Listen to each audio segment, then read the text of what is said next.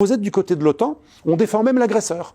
Quand un agresseur est du côté de l'OTAN, il peut agresser l'ex-Yougoslavie, il peut déstabiliser, agresser l'Irak, 150 000 morts directs, 1 million de morts indirects, 15 ans d'embargo, un carnage. L'Irak, c'était...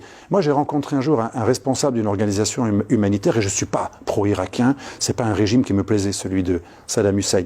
Mais ma compagne en a pleuré en l'écoutant, il nous a donné la liste à l'époque, c'était dans les années 2000, après des années d'embargo, parce que l'embargo avait commencé depuis les années 90, on ne pouvait même pas importer du matériel chimio. On ne pouvait pas guérir des gens qui étaient atteints de cancer.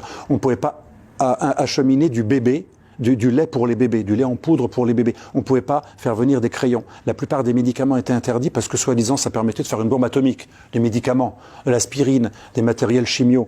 Et donc, c'est totalement inhumain. Ce que l'Occident a fait à l'Irak, c'est immonde. C'est abject.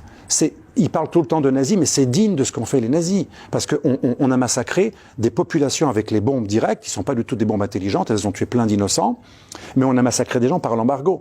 Et on donne des leçons de morale. Donc tout ça aussi, c'est important de le dire, pas pour faire du mea culpisme, mais cet Occident est lui-même foncièrement injuste et il viole ses propres principes d'humanisme, de droit de l'hommisme. Mais lui, quand il bombarde un pays ou quand il tue une fillette, ça s'appelle un dommage collatéral.